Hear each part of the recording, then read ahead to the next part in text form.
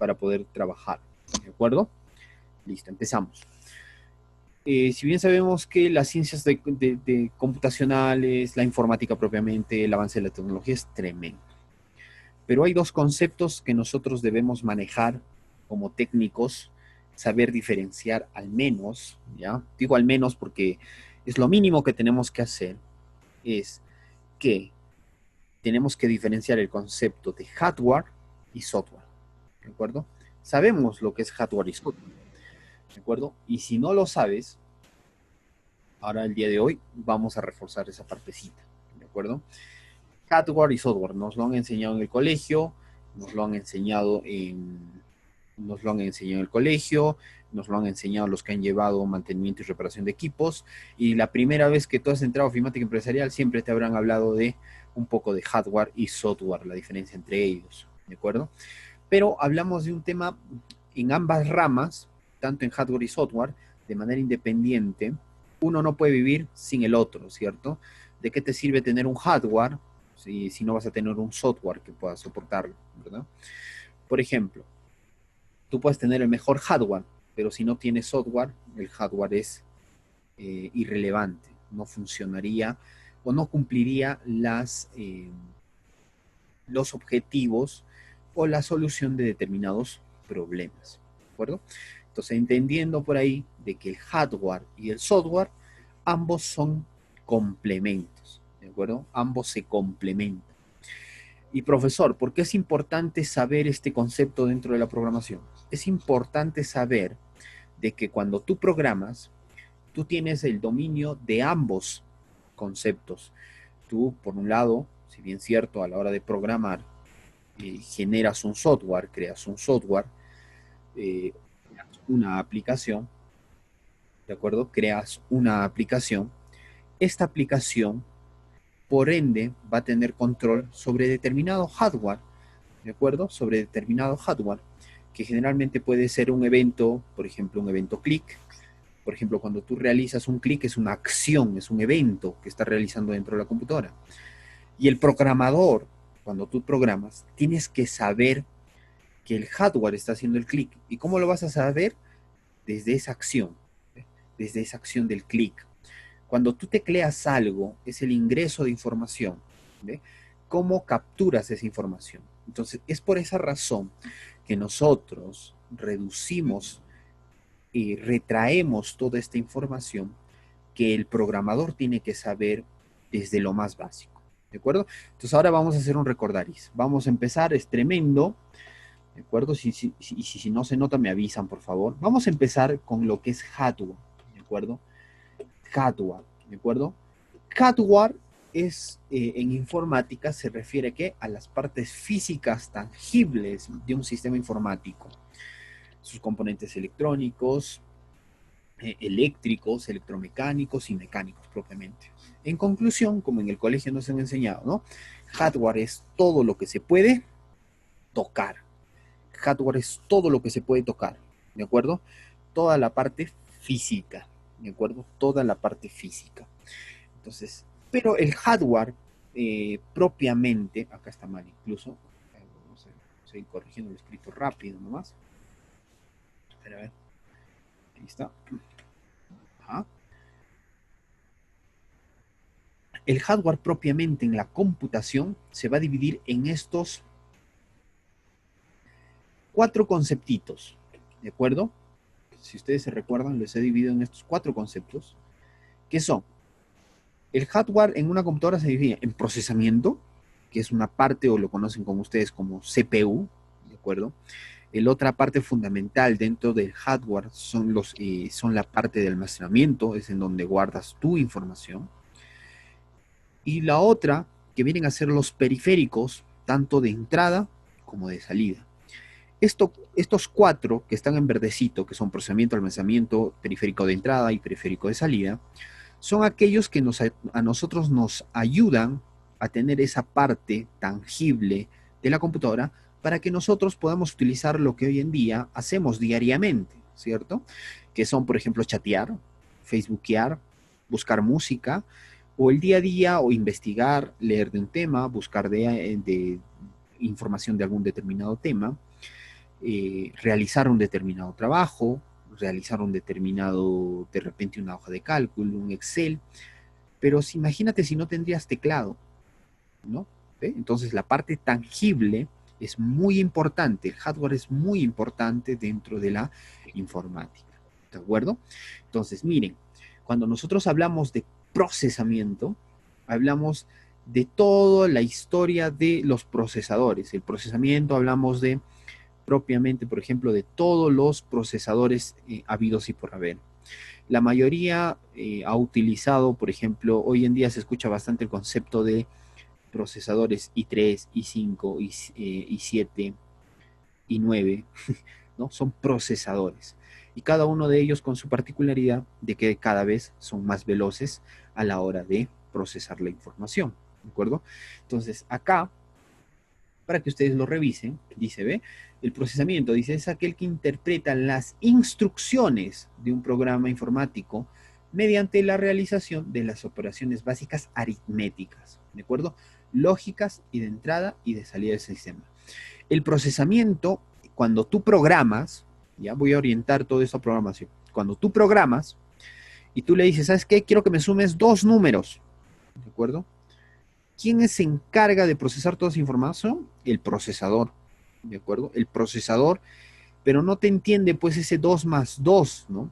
No te entiende ese 3 más 3, no te entiende de esa forma, sino que hay una depuración, hay una conversión que realiza la máquina, el software o la aplicación para que el procesador pueda entenderlo en un lenguaje máquina. ¿Cuál es el lenguaje máquina? ¿Cuál es el lenguaje que se utiliza cuál es el lenguaje que utilizan las máquinas? Ese conocido lenguaje de ceros y unos. Y se le conoce como sistemas binarios. ¿De acuerdo?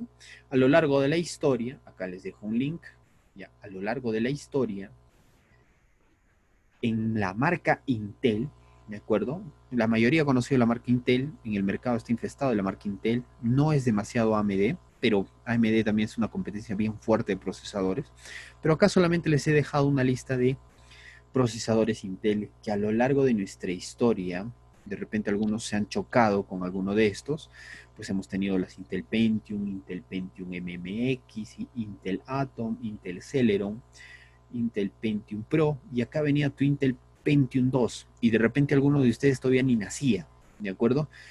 No estaban ni programados, ¿de acuerdo? Pentium 2.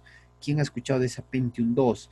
Intel Xeon, Pentium 4, profe, Pentium 4 teníamos en mi colegio, pues, ¿no? Pentium 4, Pentium 4 Extreme Edition, Pentium AIM, Pentium D, y acá empieza lo bonito, ¿no? Pentium Dual Core, ¿quién no quería tener una Pentium Dual Core? Luego salió la Pentium U, luego la Intel Core, bueno, y a partir de acá, la Intel Core el 2, Intel Core el i3, i5 y hasta hoy día que se tiene hasta la 10ª generación de procesadores. Pero a lo largo de la historia los procesadores han sido importantes dentro del procesamiento de información.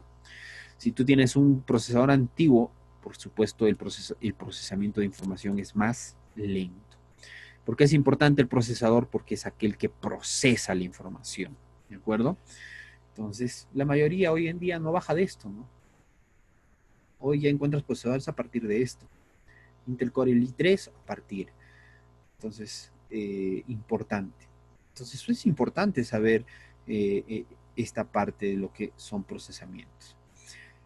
Otra de las partes importantes es el almacenamiento.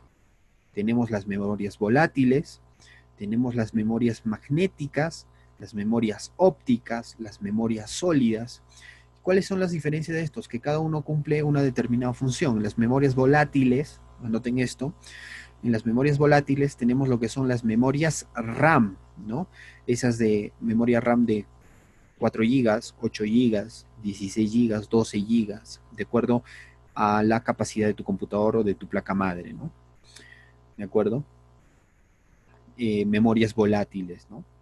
Memorias magnéticas, discos duros, ¿no? Hoy en día ya son memorias sólidas, que son también discos duros, ¿de acuerdo? Y memorias ópticas, que en su momento los que han, sí, creo que la mayoría ha conocido lo que son CDs, DVDs, memorias ópticas, ¿de acuerdo?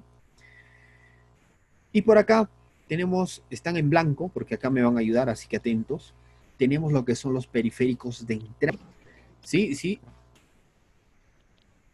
dale. Profesor, yo, Sí, sí. profesor, una consulta. El disco duro y el disquete también viene a ser En su momento ha sido de almacenamiento, ¿no? En su momento el disquete, el disco duro, que sirven para almacenar información. ¿De acuerdo? El USB será un dispositivo, una memoria sólida que sirve para almacenar información. A veces algunos decían, oye, y el dispositivo cuando generalmente hacíamos esto, ¿no? Entrada y salida. Ya, profesor, de salida o entrada. El USB, profesor. No, el USB viene a ser un dispositivo de almacenamiento, ¿no? Es el de almacenamiento, que almacena Y información. el módem, El módem y ya el módem, el modem ya viene a ser un enrutador que vendría a ser un dispositivo tanto de entrada y salida porque ingresa y sale información. Viene a ser un conductor nada más, ¿no? Pero que cumple ambas funciones, por supuesto. Pero esto como que ya es un dispositivo más de redes, no es propiamente un componente del computador, ¿no? Si no existe, por ejemplo, si es laptop, por ejemplo, tiene todos estos dispositivos en uno solo, ¿cierto? En un solo componente. Pero, por ejemplo, imaginemos, tiene sus parlantes y todo, pero imaginemos que tienes una PC de escritorio, ¿de acuerdo? Pero no tienes parlantes, por ejemplo, pero no tienes parlantes. Entonces, ¿qué sucede?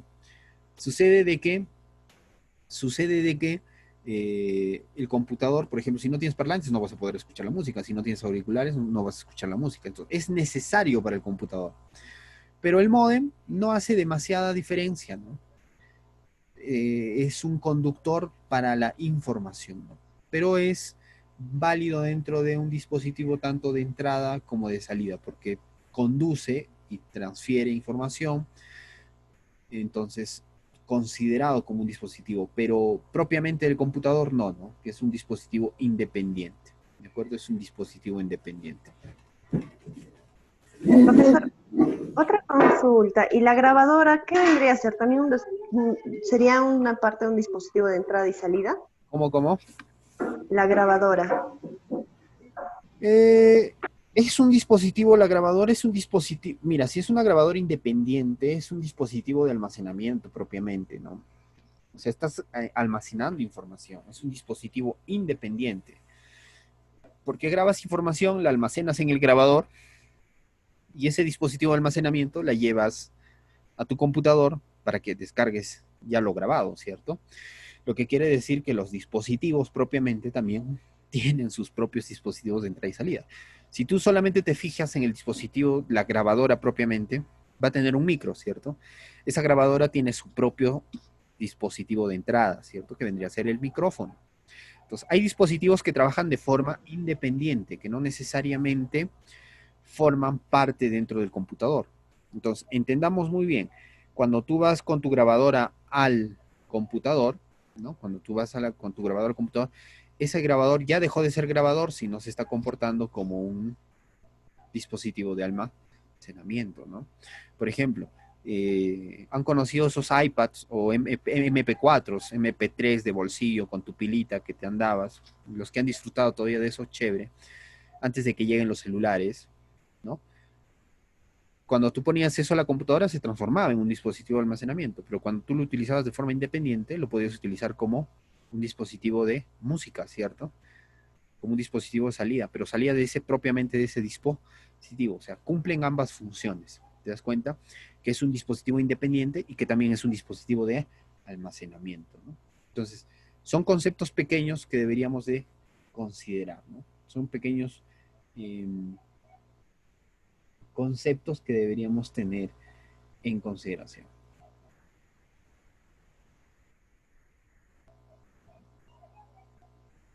¿De acuerdo?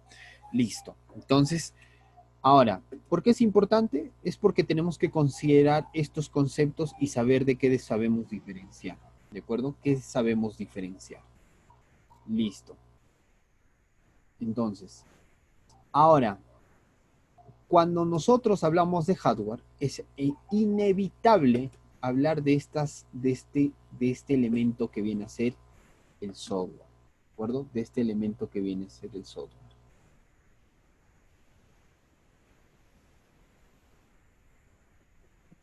¿Ya?